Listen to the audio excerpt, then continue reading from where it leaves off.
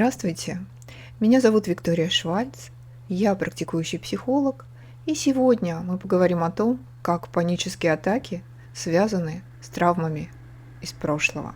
Если вы или кто-то из ваших близких испытывает панические атаки, вы знаете, насколько разрушительными они могут быть.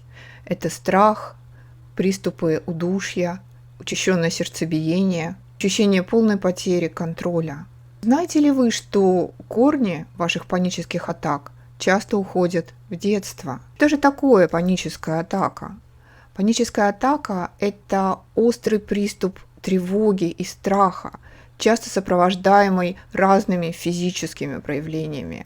Однако паника не объясняется только слабыми нервами или излишним стрессом, потому что это способ вашей психики защитить вас в ситуации, которую она воспринимает как угрозу.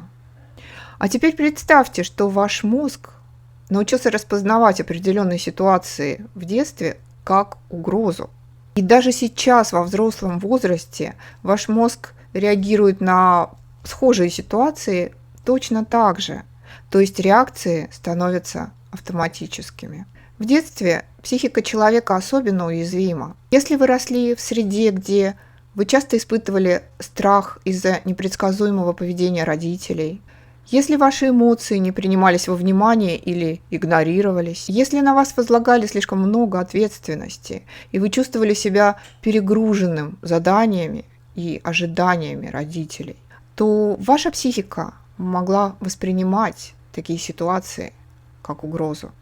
Например, ребенок, боящийся вызвать неудовольствие родителей и знающий об их непредсказуемости, может научиться постоянно сканировать пространство на предмет угрозы. Делает он это для того, чтобы избежать конфликта. А во взрослом возрасте такой человек может испытывать хроническую тревогу, которая перерастает в панические атаки.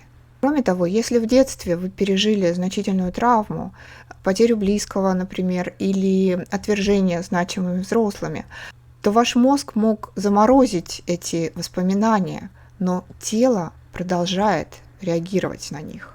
Хорошая новость заключается в том, что с паническими атаками можно справиться. Метод EMDR, это десенсибилизация и переработка движением глаз, помогает вашему мозгу переписать замороженные негативные ситуации и изменить реакцию на травмирующие события прошлого.